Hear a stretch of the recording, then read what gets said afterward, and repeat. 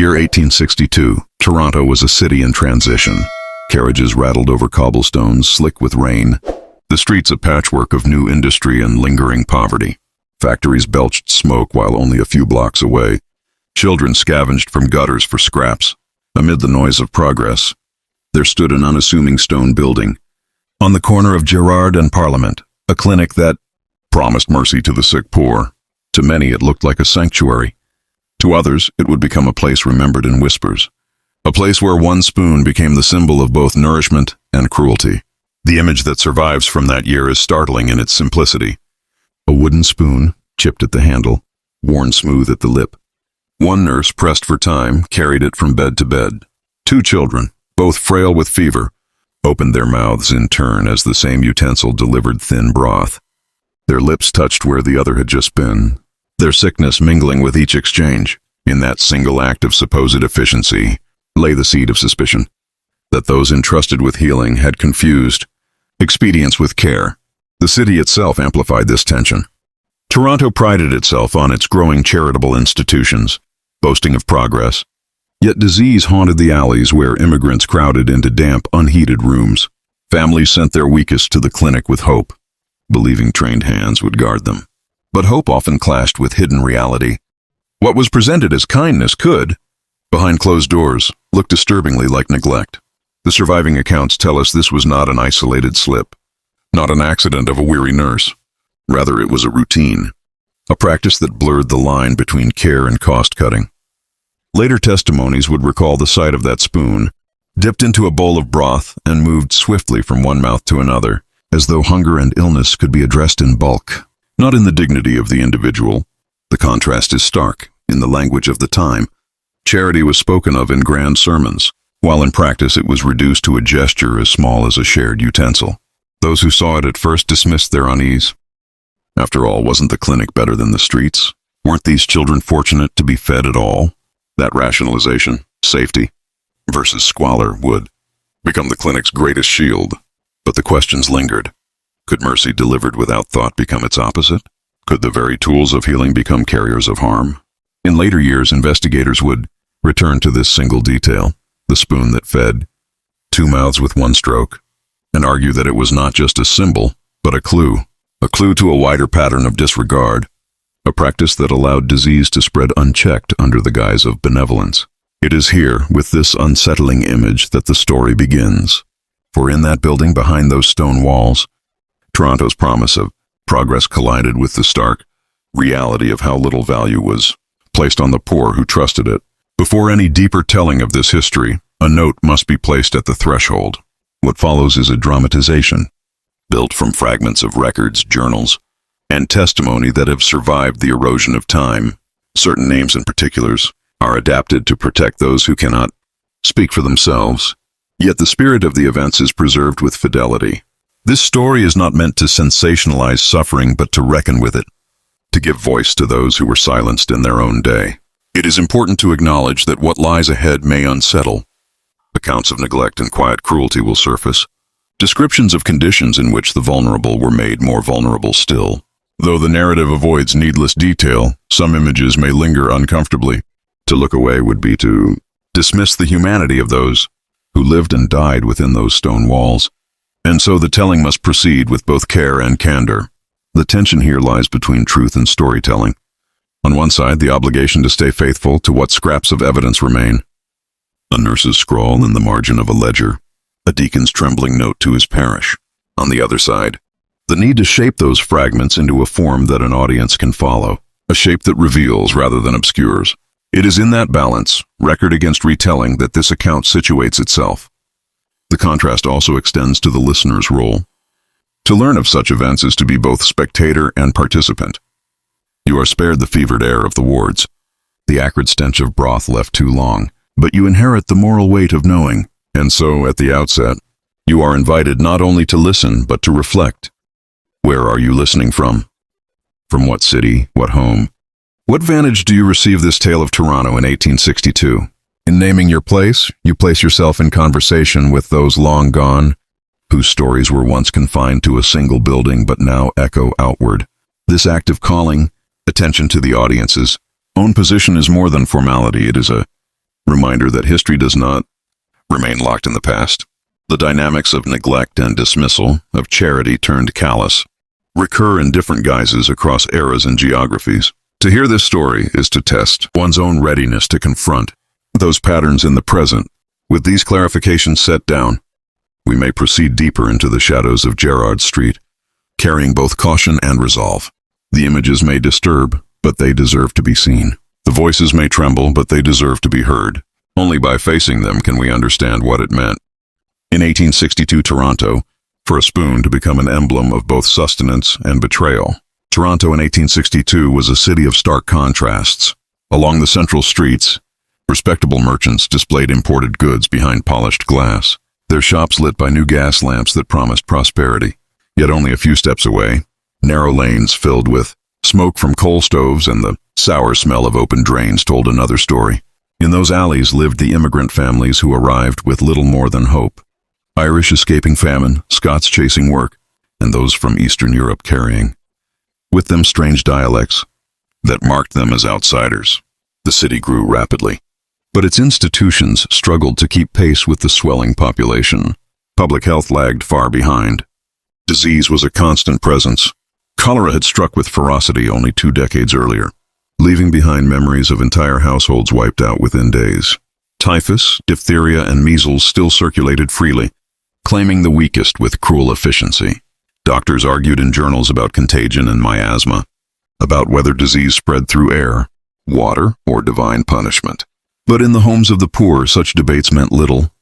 What mattered was that children coughed until they choked, mothers weakened after childbirth, and fathers often could not rise from bed after long days in the factories. Against this backdrop, charity was both lifeline and theater. Churches competed to open schools and hospitals, not always for the love of neighbor, but sometimes for the prestige it brought. The language of benevolence was grand. Sermons spoke of the duty to the least of these, and civic leaders praised their own progressiveness in speeches. Yet the reality inside many institutions was grim. Funds were scarce, and when donations slowed, administrators turned to economies that valued thrift over compassion. It was within this climate that the small clinic on Gerrard Street emerged, hailed as a model of efficiency, yet destined to become infamous for what it concealed. For families on the margins, the clinic seemed a blessing. It admitted patients without demanding fees, a rarity in a city where most doctors charged even for a consultation. Mothers brought their frail children wrapped in shawls, while exhausted fathers carried their sick wives through its heavy oak doors. The building itself was modest, a 2-story stone structure with a narrow yard at the back, but it bore the trappings of legitimacy, a brass plaque, a roster of benefactors, and the presence of both physicians and nuns. To a desperate parent, it looked like salvation. The broader society, however, often regarded the poor with suspicion. Poverty was thought to result from moral failing as much as circumstance. "The idle breed disease," one alderman wrote in a letter to the Globe. That prejudice seeped into the care itself. When beds filled, the question of who deserved treatment was quietly decided by invisible hierarchies.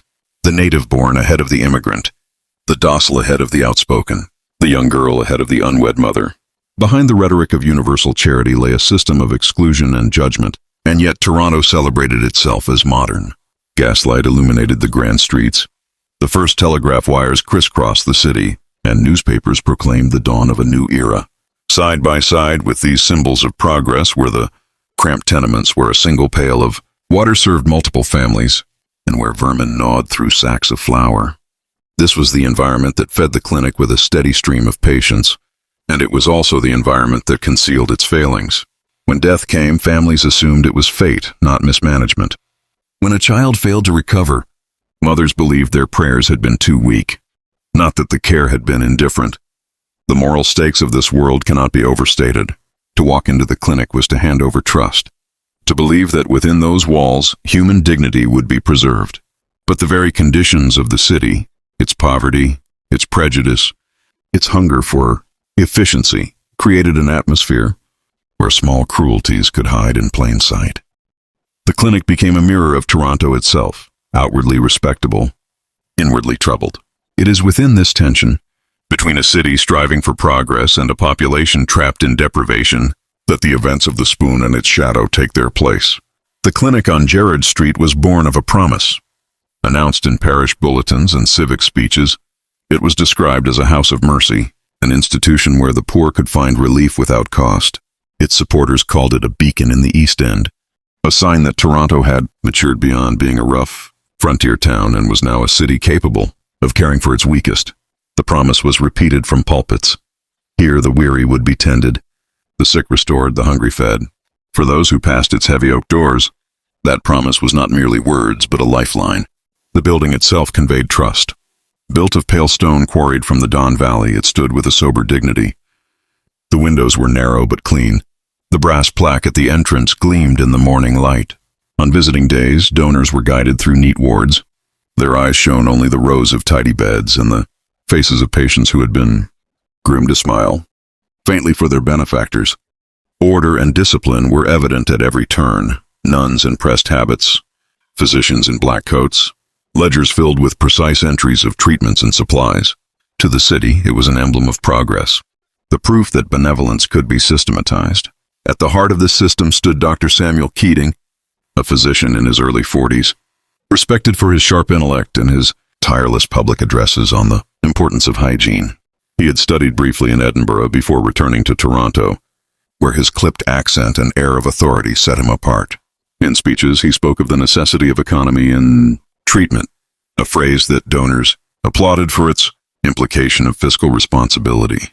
Keating presented himself as both healer and administrator, the man who could bridge the gap between charity and science. His presence lent the clinic legitimacy.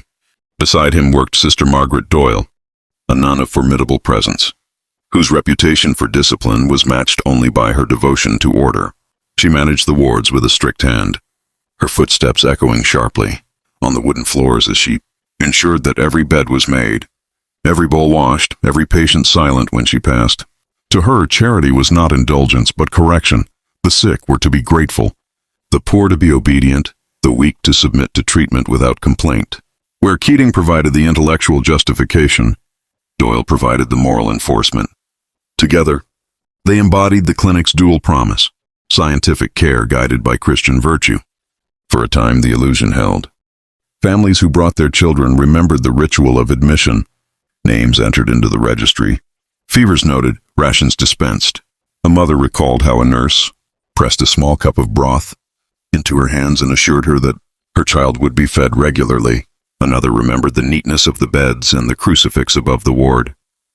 In those moments, the contrast between the filth of home and the apparent order of the clinic seemed to prove the promise true. Here at last was a place where the city's forgotten might be valued. But behind the polished image lay another truth. Efficiency was prized above tenderness. Supplies were counted and recounted, every spoonful of broth measured, every candle stub recorded. The language of economy that Keating so often used in his speeches filtered into the wards, where time and materials mattered more than comfort. Patients were fed swiftly, beds turned over quickly, and complaints minimized in the records. The more the clinic was praised for thrift, the tighter it drew its belt on the very people it claimed to serve. This tension between sanctuary and laboratory, between mercy and management, was woven into the very fabric of the clinic. To the outside world, it was a charitable refuge. Inside, it was increasingly a place where human lives were weighed against ledgers, and where the definition of care blurred into neglect. For now, the city celebrated its promise. Only later would the cracks begin to show, and only then would families realize that the brass plaque at the entrance concealed a different reality altogether. It began quietly, almost too quietly to be noticed. In the children's ward, where the air was thick with the mingled smells of carbolic soap, sweat, and boiled broth, the nurses worked in practiced rhythm.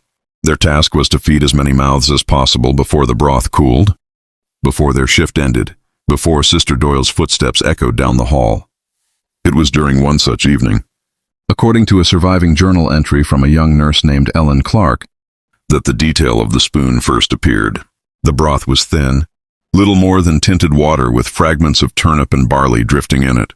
Ellen recorded that there were fewer bowls than children, and that the supply of utensils was not sufficient to the number of mouths. So she, or perhaps one of her colleagues, devised what seemed at the time a solution: a single spoon, dipped into the steaming liquid, pressed to the lips of one child, then withdrawn, dipped again, and pressed to the lips of another. Efficiency achieved, hunger met, if only for the moment. But as Ellen's handwriting faltered, she added a telling phrase, "The spoon is shared, though it may bring the sickness from one to the next." The image was searing. Two children, their faces pale and eyes sunken from fever, sat propped against their pillows, waiting for their turn. Their lips parted, not in protest but in weak gratitude, each mouth receiving what the other had just touched. Coughs rattled in their throats, and as one child gagged, the broth spilled back onto the spoon, only to be stirred once more into the bowl and offered to the next. No malice was intended, yet what passed between them was more than nourishment. Germs traveled silently, unseen, stitching together their fates with every exchange. A mother visiting on one of the limited days allowed later recalled in testimony that she saw the same spoon touch both children and felt her stomach twist with unease. She asked a nurse why it was done that way. The reply, curt and dismissive, was that there were not enough spoons to go around and that God had given them mouths to share, His mercy alike. In that moment, the promise of mercy became indistinguishable from the act of neglect. This first incident did not appear in the official records.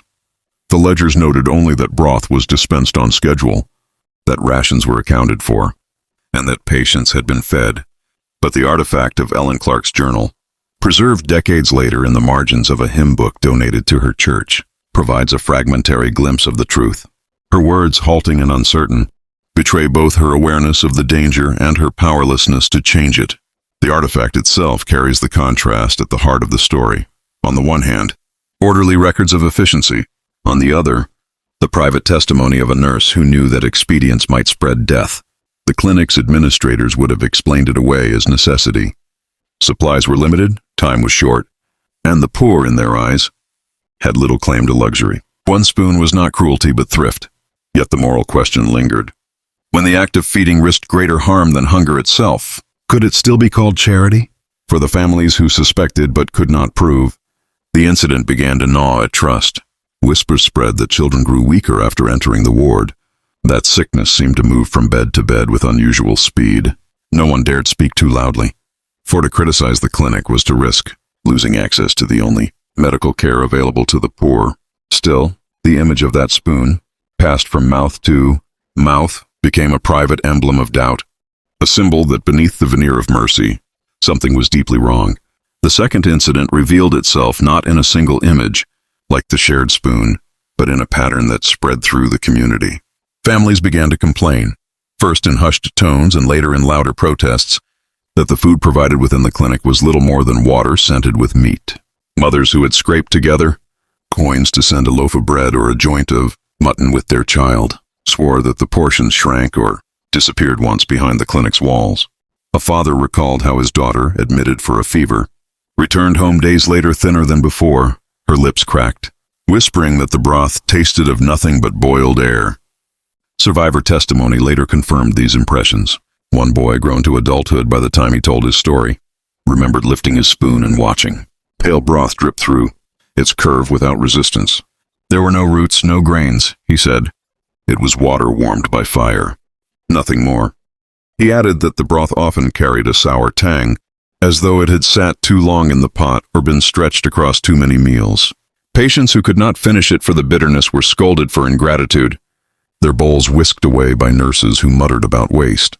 The contrast between appearance and reality sharpened when set. Against the clinic's own records, surviving ledgers, carefully inked in neat columns, listed ample supplies, sacks of barley, crates of potatoes, barrels of salted beef. Inventory suggested that there was food enough to feed twice the number of patients housed within. The disconnect was startling. Where did the food go? Was it sold off quietly, diverted to donors' households, or left to rot in cellars while patients sipped broth devoid of sustenance? The records never answered, but the numbers stand today as stark contradictions to the memories of hollow-eyed survivors. One artifact, an unsigned note tucked into the margin of a supply ledger, provides a rare glimpse of suspicion from within. It reads, "Quantities do not match the meals. If questioned, speak of spoilage." The handwriting is cramped, hurried as if written in secrecy, This scrap, smudged and nearly illegible, suggests an awareness among staff that something was being concealed, whether it was waste, theft, or deliberate economizing. The result was the same. Patients starved while the ledgers claimed abundance. Visitors noticed too. A parish deacon wrote in his diary after a visit, "The broth smelled weak, yet the storeroom was full. I asked no questions, for Sister Doyle's eyes warned me not to pry." His hesitation illustrates the power of authority in the building. Even those who glimpsed the inconsistency chose silence rather than confrontation, valuing their relationship with the clinic over the comfort of the sick. The symbolic power of food in such a place cannot be overstated. In an era when poverty meant hunger as much as illness, to be fed within the clinic was to believe one was valued, yet to be handed a bowl of watery broth was to be reminded that one's worth was measured in ounces of grain and scraps of fat. The contrast was brutal. Abundance in the storerooms, emptiness in the bowls, the promise of nourishment, the reality of deprivation. For the families outside, rumors began to grow. Mothers whispered that the clinic took donations of meat and grain for itself, serving only the thinnest residue to the poor.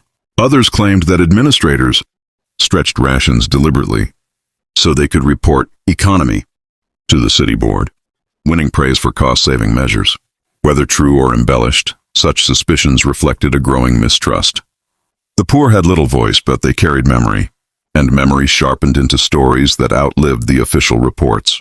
The wasted broth, like the shared spoon, was a detail easy to dismiss if seen only once. But repeated over weeks, over months, it formed a pattern that could not be ignored.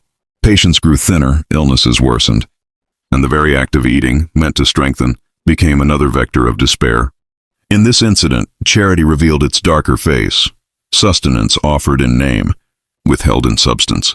By the autumn of 1862, the whispers about the clinic began to darken. The spoon had unsettled some. The broth had disappointed many. But it was the night that truly frightened those who had lain within its walls. Children and adults alike spoke. Years later, of a ward that was closed after sundown, a narrow hall at the rear of the building, where the weakest patients were gathered. It was not officially marked on maps or records, yet its existence was undeniable in memory. Families visiting during daylight never saw it. Only the patients themselves recalled its gloom. Survivors described the ward as a place of silence punctuated by groans. The air there was different, colder, as though the windows had never been sealed against drafts, damp with the smell of wet stone. The walls sweated in winter and were slick in summer. Beds stood close together, children and adults mingled, their coughs overlapping into a dissonant chorus. It was in this hidden ward that the most desperate were placed, those deemed unlikely to recover, those whose presence in the brighter front rooms would spoil the clinic's reputation for success. One boy, Thomas Kearney, whose testimony was recorded in 1901 when he was an old man, remembered vividly the sensation of a cold spoon pressed against his lips in the dark. It was not for food, he told his interviewer. It was medicine, bitter as iron. After that, I remember nothing until the morning.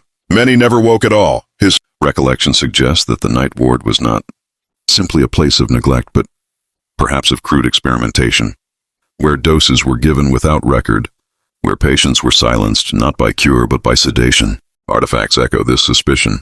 A fragment of a nurse's note, preserved only because it was scribbled on the back of a hymn, mentions night treatments to keep the ward quiet.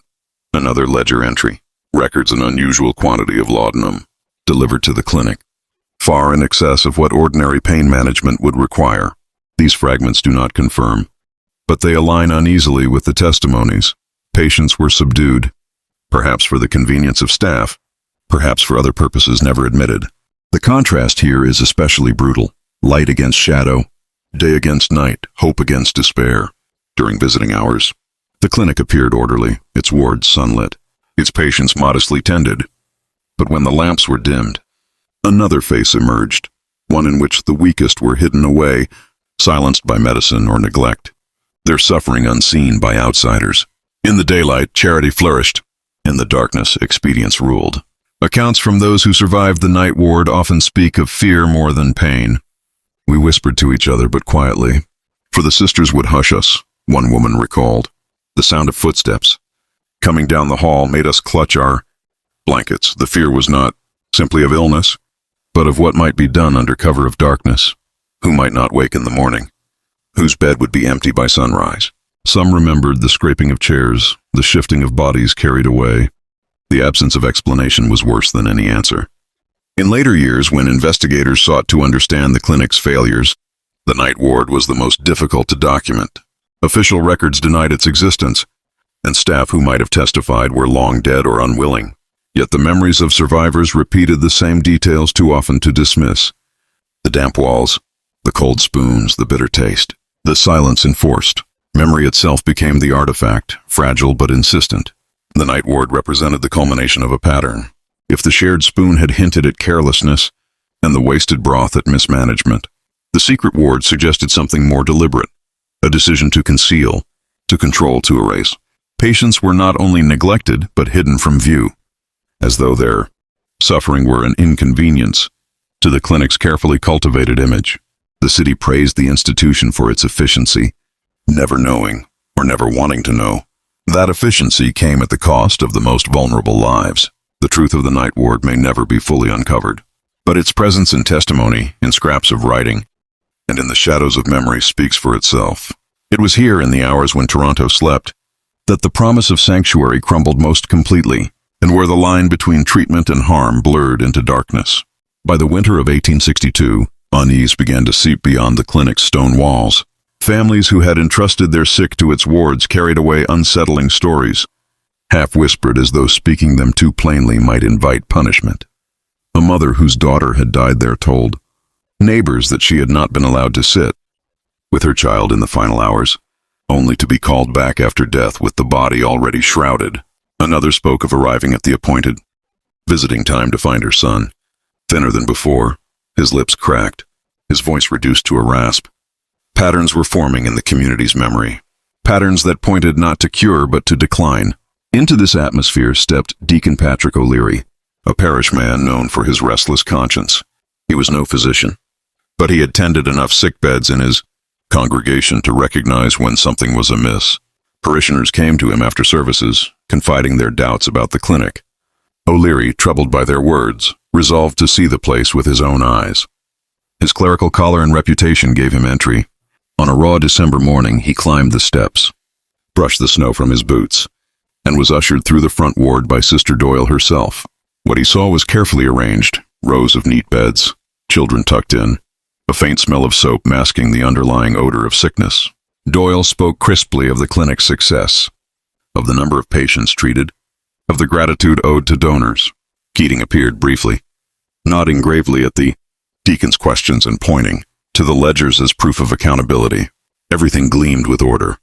Yet O'Leary's trained pastoral eye caught the signs.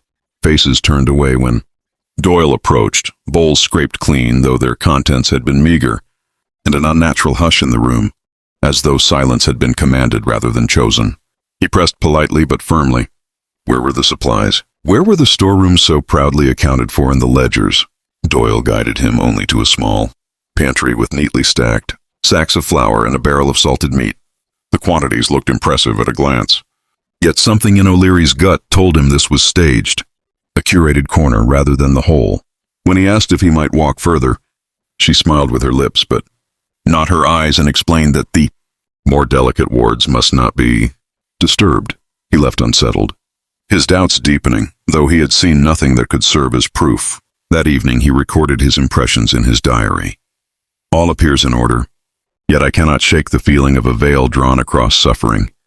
The children's eyes speak what the sisters' tongues will not. Their silence frightens me more than their coughs. His words capture the essence of the contrast. Faith versus bureaucracy, compassion versus efficiency. The deacon, guided by conscience, sensed what the civic board, guided by numbers, refused to see. When he tried to raise his concerns formally, he found no welcome. The city's overseers praised the clinic's thrift, pointing to the low cost per patient as evidence of success. They saw only what the ledgers displayed. To them, the institution was a triumph of modern charity, orderly, inexpensive, and outwardly humane, a priest's diary or a mother's. Grief weighed little against neat columns of figures. O'Leary's warnings were dismissed as emotional exaggeration, his access to the wards quietly curtailed. This institutional deafness hardened the despair of the poor. If a man of the cloth could not persuade the authorities, what chance had a washerwoman or a factory hand? Still, the stories circulated: the broth that starved, the spoon that spread sickness, the ward that swallowed children in the night. Each retelling sharpened the contrast between what the clinic promised to the city and what it delivered to its patients. Trust in the institution eroded, replaced by a gnawing certainty that something hidden and terrible was occurring inside. The first true fracture from within the clinic came not from a grieving parent or a suspicious clergyman, but from one of its own. In early 1863, Dr. Keating's assistant, a young man named Jonathan Hale, began to notice irregularities. Hale was only 26, recently graduated from the Toronto School of Medicine, eager to impress his superior and secure a future in the city's growing medical establishment. At first, he admired Keating's confidence and Sister Doyle's discipline, but admiration gave way to unease as the weeks lengthened. Hale's duties were simple: prepare tinctures, record patient temperatures, and transcribe the daily tallies of rations and medicine. He soon realized that what he recorded in the ledgers rarely matched what he observed. A sack of barley marked as consumed would still sit unopened in the storeroom. Vials of laudanum, ordered in extraordinary quantities, vanished without trace in the official notes. Deaths appeared in duplicate: 2 names, 2 dates, yet when Hale looked more closely, he saw they described the same patient, their age slightly altered. Their cause of death changed from fever to consumption. At first, he assumed clerical error, but as the entries multiplied, so did his doubts. One evening, after the lamps had been dimmed and the halls hushed, Hale began keeping his own private record. In a slim notebook bound in brown leather, he wrote in shorthand to conceal the contents from casual eyes. He recorded not only the discrepancies in the ledgers, but also his impressions. The way patients flinched when Sister Doyle approached, the way their fevers worsened after the night treatments, the way children shared spoons without complaint. He described, too, his own inner conflict: loyalty to Keating on one side, loyalty to conscience on the other. Fragments of this notebook survive. One entry reads, January 4th, counted 12 dead this week. Official record notes, 7. Doyle instructed me to harmonize. The figures, refused. Keating silent. Another reads, January 19th, laudanum requisition doubled. Patients drowsy in night ward, many never rising after. Sister Doyle speaks of peace given by sleep. I call it quiet death. These notes, preserved decades later when Hale's belongings were donated to the university library, stand as one of the few first-hand testimonies from inside the clinic. Hale faced a terrible dilemma. To speak openly risked his career, perhaps even his safety. Keating was respected, Doyle feared, and the civic board proud of their efficient institution. Who would believe a young assistant barely trusted with more than menial tasks? Yet silence gnawed at him. He began to develop a system. In the margins of official documents he left faint marks, dots and slashes that only he understood, so that if anyone later compared them, the anomalies might be uncovered. It was a dangerous game of double records, a quiet rebellion against the machine of thrift and neglect. The contrast sharpened daily: obedience versus conscience, ambition versus morality. Each time Hale inked false numbers into the official ledger, his stomach tightened. Each time he scribbled the truth into his private notebook, he felt the faintest relief. He lived in 2 worlds, the one demanded by his superiors and the one demanded by his conscience. The strain etched itself into his face. Other staff noticed his unease, though none dared ask. It was during this period that Hale began to hear stories directly from patients, whispered when Doyle's back was turned. One boy told him that he had been given a bitter draught in the night and woke to find his friend in the next bed gone. A mother described seeing broth poured back into the pot after a child vomited, only to be ladled into another's bowl. Hale recorded these quietly, never challenging the sisters openly, but noting them in his ciphered script. To him, these testimonies were more than anecdotes. They were evidence that the pattern of neglect was deliberate. Looking back, it is easy to wonder why Hale did not go straight to the authorities. But in 1863 Toronto, the weight of a junior assistant's word was nothing, compared to the prestige of a physician, like Keating, or the authority of the church-backed Doyle. Institutions closed ranks, and dissenters were easily silenced. Hale understood this instinctively. His notebook was his shield. His testimony prepared for a time when truth might finally be heard. The survival of Jonathan Hale's notebook is, in itself, improbable. Many personal papers from that era vanished into fire, damp, or disinterest. But his slim leather-bound volume, carried through decades in a family trunk, was eventually donated to the University of Toronto's archives in 1927 by a distant cousin who described it simply as the Journal of a Nervous Doctor. Inside, its cracked spine, the pages speak with the blunt immediacy of a man struggling against silence. The entries are written in a compressed script, somewhere between shorthand and cipher. Deciphering them required patient comparison with marginal marks. Hale had left in official clinic records. Together they create a lattice of testimony, 2 layers of documentation, one public and sanitized, the other private and damning. The contrast could not be sharper. In the official ledgers, the handwriting neat, deaths minimized, food tallies balanced, expenditures justified. In the hidden notebook, frantic scrawls, numbers doubled, phrases underlined until the paper nearly tore. One page, dated February 3, 1863, reads, 11 children dead since New Year. Records show 6. Cause listed fever. But I saw the mixture administered, heavy with laudanum. They did not stir again. Another February 17th. Rations. Doyle ordered broth diluted twice with water. Measured 1 spoon passed to 3 mouths. When protested, she said charity must be stretched. I call it slow starvation. These are not the words of a man bent on melodrama, but of one documenting in anguish what his eyes could not unsee. Hale also described the methods by which the institution shielded itself. Patients whose conditions worsened too, quickly were transferred, late at night, to overflow wards. In outbuildings where they were left unattended, their deaths later folded into catch-all categories. Supplies listed as delivered were often spirited away, sometimes sold to nearby apothecaries, under the guise of excess stock. Hale noted, 3 barrels cod liver oil missing. Found empty crate behind stables. Clerk signed receipt, but oil never arrived. Among the most chilling artifacts are the marginal symbols. Hale left in official reports, tiny ink dots beside inflated survival figures, a faint slash across altered dates, a triangle drawn in the corner of every page that contained outright falsehood. Decades later, when archivists compared these symbols against his notebook, the correlation became undeniable. His cipher was not paranoid fancy. It was a deliberate attempt to leave behind proof that could withstand denial. Even more haunting are the fragments of voices not his own. Into his notebook, Hale transcribed words overheard from patients. On March 2nd, little Annie, age 7. The spoon tastes bitter now. I want my mother's spoon. On March 9th, boy 12, whispering to me, if I sleep after the black drink, I will not wake. Do not tell sister. These sentences, preserved in Hale's cramped hand, collapse the distance of centuries.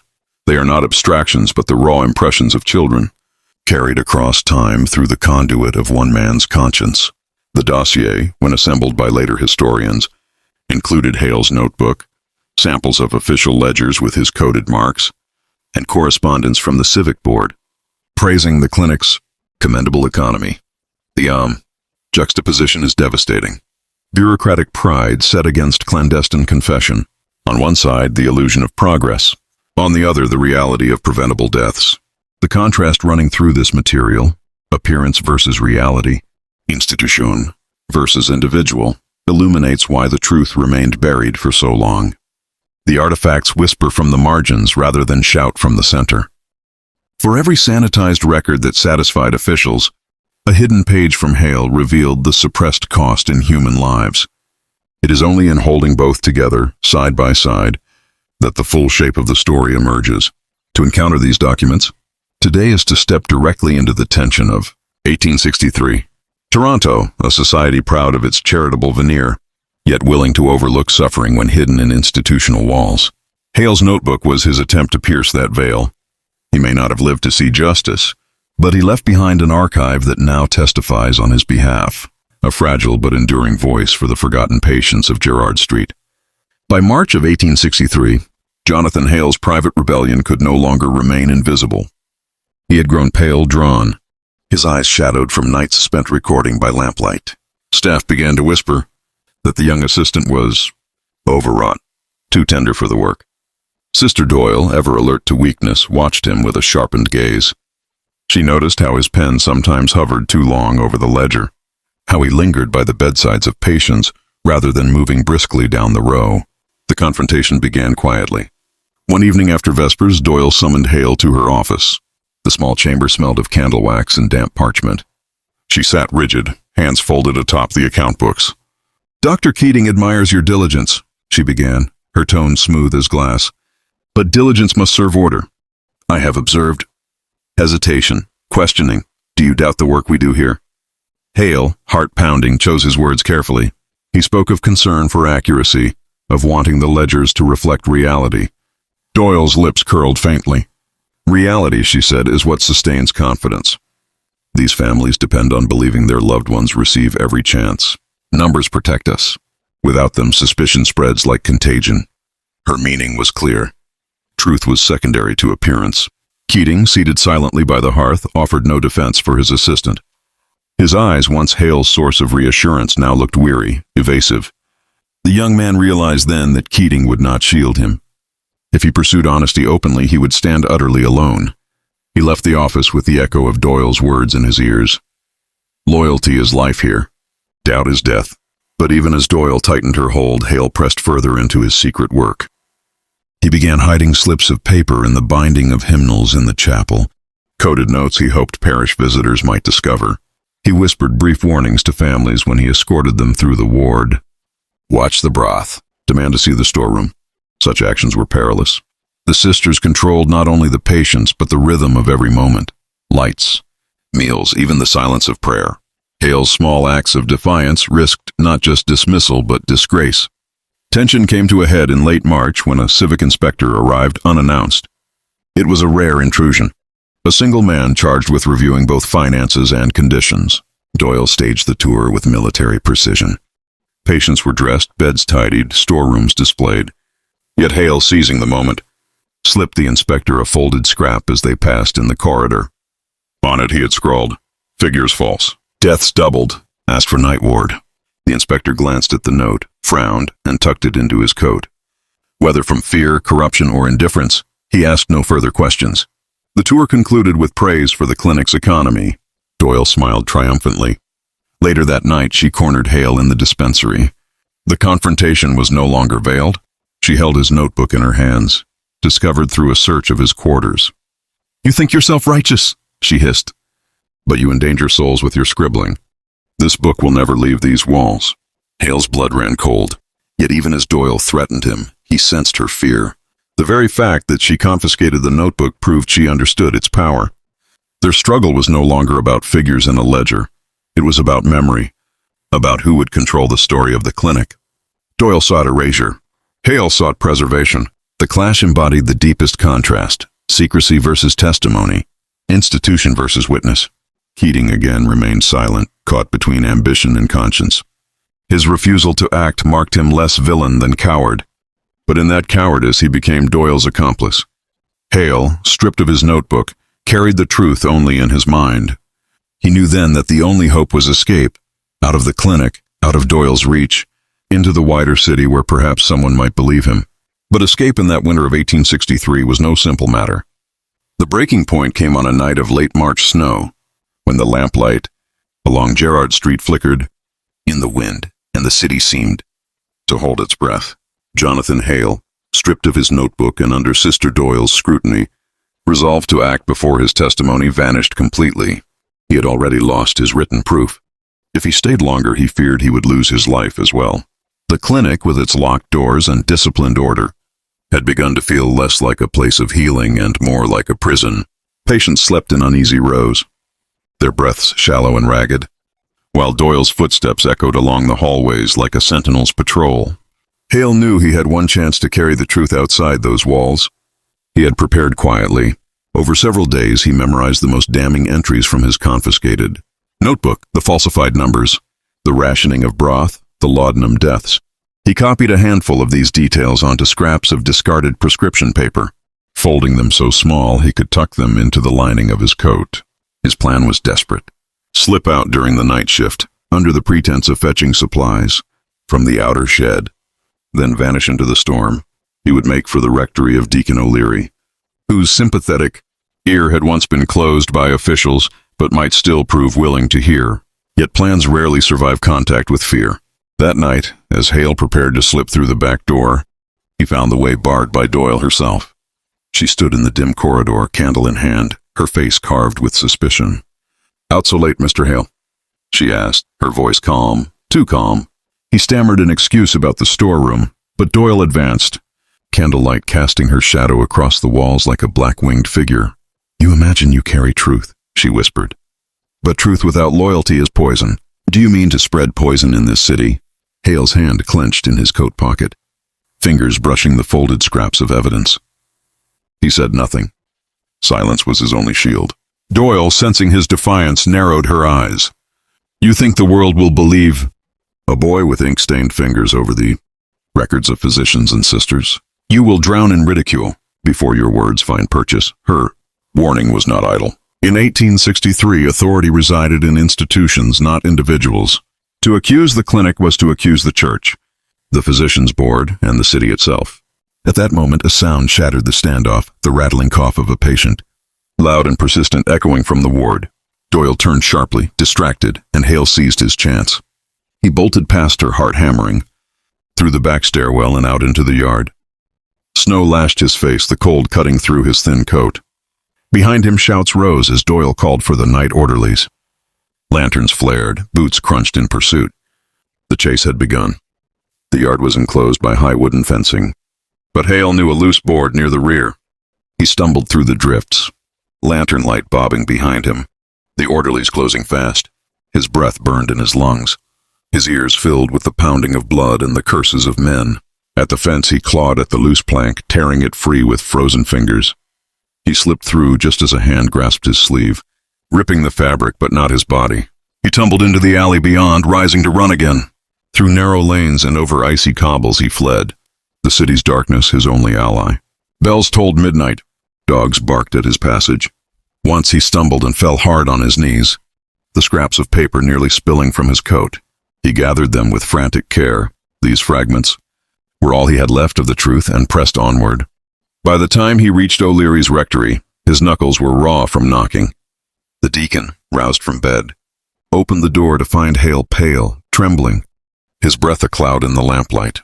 The young man collapsed across the threshold, whispering, "They are killing them." O'Leary, shocked, drew him inside, bolted the door and stoked the fire. Only then did Hale pour out his account, producing the scraps of paper with shaking hands. The deacon, reading the cramped script, felt the weight of confirmation settle upon him. What he had suspected for months was true, now borne out by the testimony of a man who had witnessed it from within. The confrontation and escape marked a turning point. No longer could Doyle contain the truth within the stone walls of the clinic. Hale's flight had carried the story into the hands of one willing to believe, and from there it would spread. Yet danger still loomed. Doyle would not forgive betrayal, and the civic board would resist scandal. The question was no longer whether Hale had evidence, it was whether anyone in power would dare to act upon it. The morning after Jonathan Hale's flight through the snow, the city awoke to whispers. At first they spread only through the parish, for Deacon O'Leary had summoned 2 trusted parishioners to hear Hale's testimony alongside him. The young assistant, pale and feverish from exhaustion, repeated his account while the scraps of paper lay on the rectory table like relics. The men listened, brows furrowed, crossing themselves at the mention of laudanum given in excess and broth thinned to near water. "It is the work of mercy turned into a work of death," one muttered. For a few brief hours, it seemed as though the truth might at last find ears willing to act. But institutions rarely surrender their reputation without a fight. By noon, word of Hale's escape had reached Sister Doyle. She wasted no time. A letter bearing the seal of the clinic arrived at the deacon's residence, couched in language of formality, yet edged with menace. It accused Hale of theft, claiming he had stolen both records and medicines in a fit of instability. It urged the parish to return this distressed youth to our care, where his mind may be soothed and his fabrications contained. The letter bore Keating's signature, though one suspects the phrasing was Doyle's. O'Leary, who had hoped the civic board might respond to hard evidence, carried Hale's scraps to the offices on Front Street. There, amid the smell of ink and pipe smoke, he presented the papers to a clerk and demanded an inquiry. The clerk, glancing at the faint handwriting, smirked. Notes on scraps, without seal or witness. Dr. Keating's ledgers carry the weight of law. This is but gossip in ink, his dismissal cut to the bone.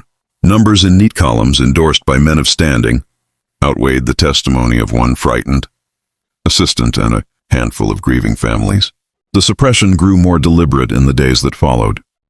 City officials, fearing scandal, praised the clinic publicly in the broadsheets, lauding its commendable economy and merciful tending of the indigent. Doyle, far from chastened, marched into the parish after Mass and denounced vile rumors spread by enemies of charity. Her presence was imposing, her habit immaculate, her voice unwavering. Many in the congregation bowed their heads, unsure whether to doubt a woman whose authority was cloaked in the sanctity of religion. The contrast was sharp, one voice trembling, with truth against another cloaked in the armor of institution and faith. Hale, meanwhile, remained hidden in O'Leary's rectory, his nerves frayed. Each knock at the door made him flinch. He feared seizure, perhaps confinement in an asylum, an all too common fate for those branded unstable. His scraps of paper, once his shield, now seemed pitifully small against the might of ledgers, boards, and broadsheets. Yet O'Leary urged him not to despair. Truth is slow, the deacon told him, but rot cannot be hidden forever. Still, the immediate tide was against them. The civic board convened a special meeting and, rather than investigating Hale's claims, voted to seal the clinic's internal records for safekeeping. Access was limited to senior officials. Inquiries from outside were curtly refused. The very documents that might have corroborated Hale's testimony were locked away. Shielded by the authority of municipal decree, bureaucracy became weapon, silence its ammunition. The suppression carried a moral weight that extended beyond the clinic's walls. Families who had lost children there began to question their own memories. Were their suspicions only grief? Were whispers of broth and bitter draughts merely the inventions of sorrow? When the city's leaders dismissed such claims, doubt seeped inward. A washerwoman who once accused Doyle of neglect now kept her silence, fearing ridicule. A father who buried his son in a pauper's grave chose never again to speak of the clinic. The act of suppression worked not only on records but on the very minds of those who might have borne witness. For Hale and O'Leary, the experience was crushing. They had risked exposure, even ruin, to deliver testimony, and in return they were painted as liars, hysterics, or meddlers. The young doctor carried a hollow look, as though some essential part of his faith in justice had been carved away. O'Leary, though more seasoned in disappointment, struggled to reconcile the church's silence with his duty to truth. Both men began to realize that the battle was not only against Doyle but against the larger system that shielded her. The contrast at this juncture could not be clearer. Truth existed, fragile and human, written on scraps of paper and carried in trembling voices. Yet power, vast and faceless, could erase it with a decree, a headline, a sneer from a clerk. The institutional machinery of Toronto in 1863 had chosen order over justice, reputation over mercy. The voices of the poor and their advocate were swallowed in silence. And yet, suppression has its limits. What is buried too hastily has a way of festering. Rumors continued to circulate, fueled by Hale's testimony to O'Leary and whispered by families in taverns and markets. A city can seal ledgers, but it cannot seal mouths. The question that lingered, unspoken but alive, was how long Doyle's authority could hold before another. Fracture appeared, one too large for even the civic board to contain. In the months that followed Jonathan Hale's desperate flight and Deacon O'Leary's failed attempt at exposure, the story of the Gerrard Street Clinic began to recede from public view, not because the truth had been disproven, but because it was deliberately muffled beneath layers of bureaucracy and forgetfulness. The city moved on. A new railway line opened to much fanfare. Reports of Confederate spies operating in Canada West occupied the broadsheets, and the cries of impoverished families sank once more beneath the din of commerce and politics.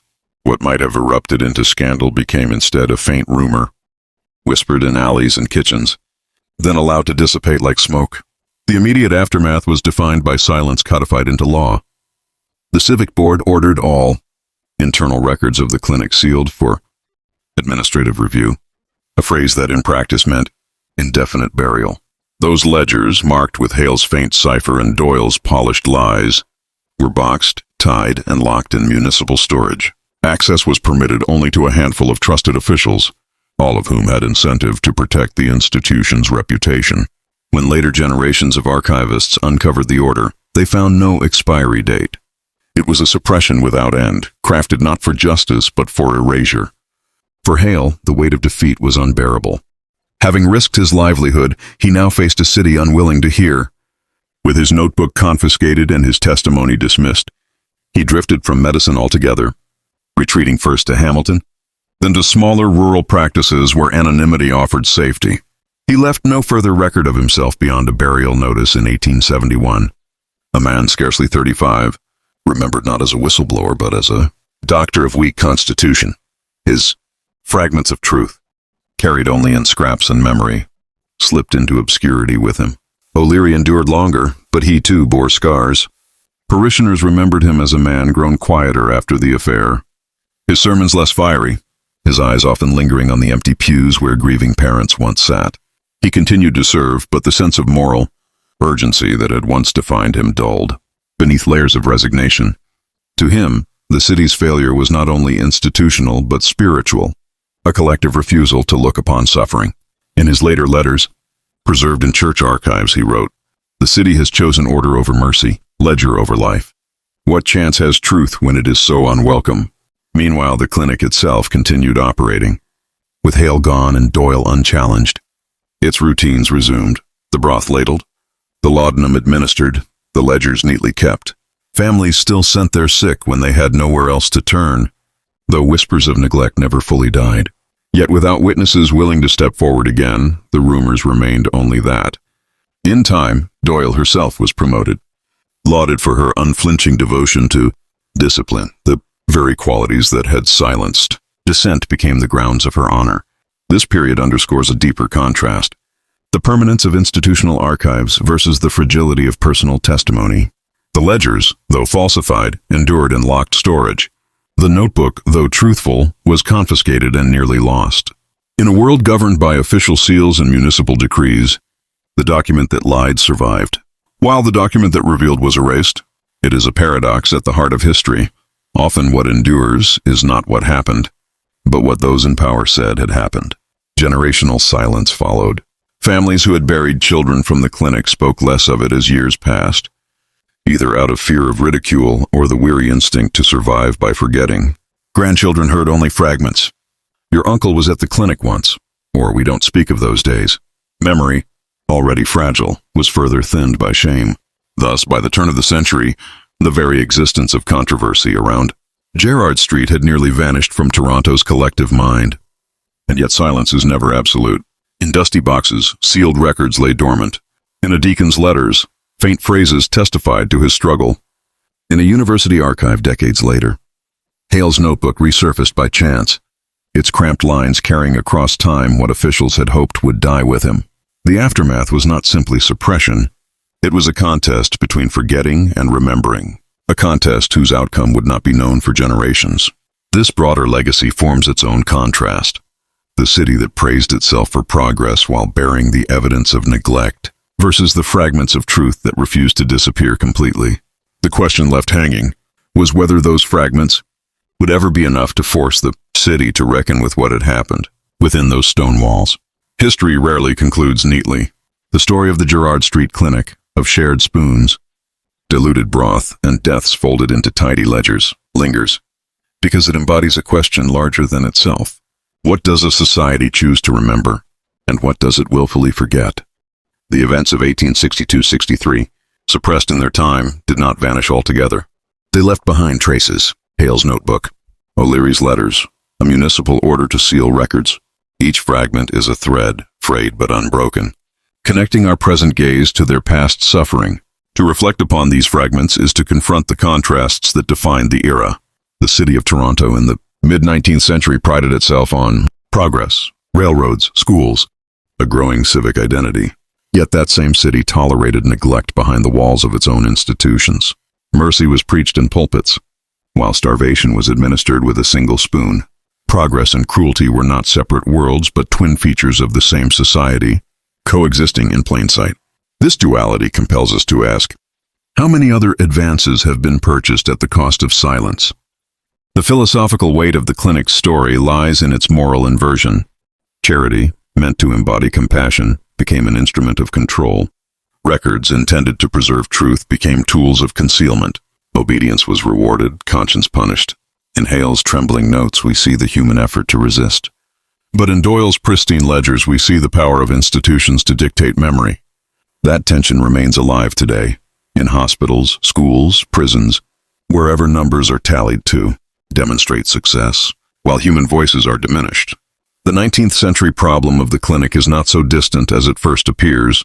One must also reflect on the role of faith and morality. Doyle cloaked herself in religious authority, using vows of service to shield acts of neglect. O'Leary, guided by conscience, sought to unmask the truth but was met with institutional deafness. Their opposition illustrates a deeper struggle within faith traditions themselves. Whether religion serves as a cloak for order or as a fire for justice, the Church of 1863 chose order. Yet the fragments of O'Leary's writings remind us that there were still voices within who resisted. That split between obedience and conscience remains a challenge for every generation of believers. The sealed records themselves deserve reflection. To seal is to silence, but it is also to preserve. The city's decision to lock away the ledgers ensured they survived long enough to be re-examined later. Though intended as a shield, the act of sealing paradoxically kept the evidence from vanishing completely. This irony forces us to reckon with how truth emerges, often not in its own time, but in another, when power has shifted and memory can no longer be so easily controlled. Hale's ciphered dots and slashes, Doyle's inflated figures, the board's decree to bury them, all survived. The attempt at erasure became inadvertently an archive. The ethical lesson is sharp. Every institution, however noble in intention, risks drifting toward self-preservation at the expense of those it claims to serve. The Gerrard Street Clinic is a case study not merely in neglect, but in how quickly charity can become cruelty when appearances matter more than care. To study its history is to recognize the fragility of mercy, the ease with which it can be corrupted when discipline and thrift eclipse compassion. The story forces a question upon us. What would we have done? Standing in Hale's place, his scraps of evidence trembling in our hands? Would we have risked everything to tell the truth, knowing institutions would crush us? Or would we, like Keating, have chosen silence, consoling ourselves that survival required compromise? It is easy to admire Hale's courage from a distance, but far harder to imagine bearing the loneliness he endured when no authority believed him. This is why the story endures. It is not merely about a clinic in 1862, nor a deacon, nor an assistant. It is about the broader human struggle between truth and silence, memory and erasure, mercy and efficiency. It is about the fact that cruelty often hides in plain sight, justified by ledgers and cloaked in respectability. The children who died with laudanum on their tongues are gone, but their suffering lives on in fragments, in whispers, in ink scrawled in margins. And so we arrive at a final contrast. The city that chose to forget, and we who now choose to remember. To remember is not to undo their pain, but it is to deny silence its victory. By speaking their story, by naming their suffering, we participate in the act of restoring a measure of dignity to lives once dismissed as unworthy of record. The philosophical epilogue, then, is simple yet weighty. Progress without compassion is cruelty disguised. Records without honesty are lies etched in ink. Faith without conscience is tyranny in robes. To learn of the Gerrard Street Clinic is to ask ourselves, in whatever institutions we now inhabit, whether we have allowed appearances to eclipse care, whether we have mistaken thrift for mercy. And finally, the question passes to you, the listener. What silences persist in your own time, your own city, your own institutions? Where do numbers hide suffering and whose voices tremble unheard? The past will not answer, only the present can. And so, after all the fragments, the sealed boxes, the whispered accounts, we come to the quiet end of this long and unsettling case. What began as a clinic meant to nourish became a place where children perished unseen, where ledgers replaced lives, and where silence was enforced more thoroughly than any cure. We have walked through the city of 1862, through its narrow wards and darkened kitchens, and we have listened to the voices, some trembling, some authoritative, that tried to tell us what truly happened. The truth is imperfect, incomplete, stitched together from letters, scraps, and rumors. Yet it is still more human than the official records ever allowed. It is important now to step back and recognize what we have engaged with. A dramatized reconstruction of events based on period conditions, practices, and documents, while rooted in real social and institutional dynamics of mid-19th century Toronto. What you have heard blends fact with informed speculation to explore the moral questions at stake. This is not an accusation against individuals long gone, but an inquiry into how systems of care can fail and how the evidence of those failures can be hidden, distorted, or forgotten. It is a reminder that stories like this live on the border between history and memory, between the archive and the imagination. The act of telling it is not without risk. Some will dismiss it as exaggeration. Others may find the content too dark or too close to present realities. Yet without telling, without naming, the silence wins again. If the Gerrard Street Clinic is remembered only as a footnote in civic minutes, then the children who pass through its doors vanish a second time. To speak them back into presence, even briefly, is an act of witness. Now I turn the final reflection toward you. Every community, whether in the 19th century or in our own, faces choices about what it chooses to see and what it chooses to conceal. There are still institutions today that claim efficiency while muting voices, that count numbers while overlooking suffering. The pattern is not confined to history. It recurs whenever appearance outweighs compassion. So I ask you, what silences exist in your own time? Which stories are not being told in your neighborhoods, your schools, your hospitals? And who bears the cost of that silence? If you have listened this far, you are part of the work of remembering. Share what stands out to you. Talk with others about the tension between record and reality, between charity and cruelty, between order and mercy. If you are willing, tell us in the comments, not only where you are listening from, but what questions linger in your mind. Do you see echoes of this story around you? Have you witnessed institutions placing survival over care? Your reflections help keep this conversation alive long after the last word fades. This is not a comfortable ending. It is not meant to be. The past seldom gives us comfort. It gives us challenges, reminders, responsibilities. The children of Gerrard Street have no voices left, but you do. What will you do with them? Thank you for listening, for remembering, and for questioning. If this story moved you, consider subscribing. For more accounts that recover difficult histories from the margins, share it with others who care about truth and compassion, and keep the conversation alive. And most of all, carry the question forward. When mercy and order collide, which side will you choose?